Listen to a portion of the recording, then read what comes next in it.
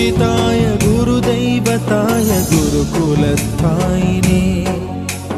गुरुविक्रमाय गुह्यप्रवराय गुरवे गुणगुरवे गुरुदैत्यकलक्षेत्रे गुरुधर्मसदाराध्याय गुरुपुत्र परित्रात्रे गुरुपाखण्डखण्डकाय शरीरं स्वरूपं यथा वा कलत्रं यशश्चारुचित्रं धनं मेरुतुल्यं गुरोरङ्घ्रिपद्मे मनश्चेन लग्नं ततः किं कलत्रं धनं पुत्रपौत्रादि सर्वं गृहं बान्धवा सर्वमेतद्विजातं गुरोरङ्घ्रिपद्मे मनश्चेन लग्नं ततः किं षडङ्गादिवेदो मुखे शास्त्रविद्या कवित्वादिगद्यं सुपद्यं करोति गुरोरङ्घ्रिपद्मे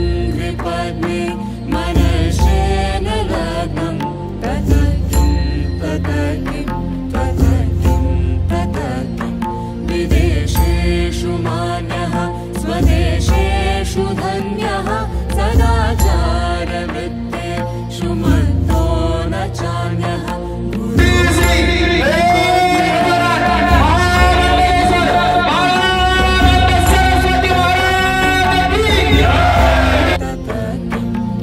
क्षमामण्डले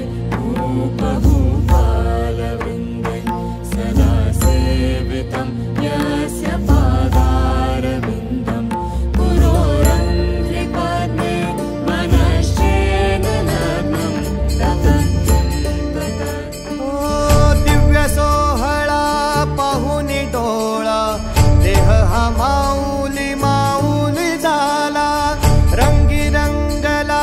जीव दंगला भुवरी आनंदी आनंद झाला ओ दिव्य सोहळा पाहुनी डोळा देह हा माऊली माऊली झाला रंगीरंगला जीव दंगला भुवरी आनंदी आनंद झाला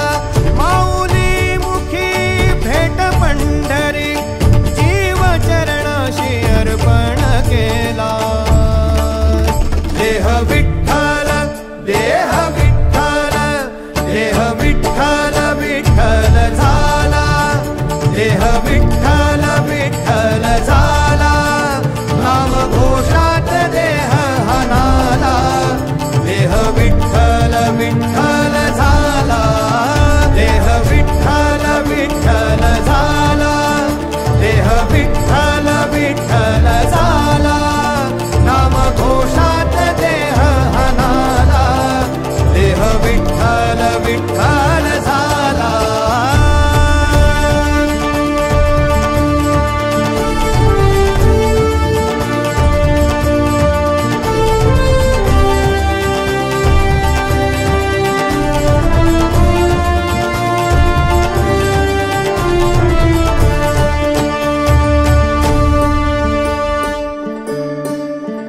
हे जे पाहिलं ना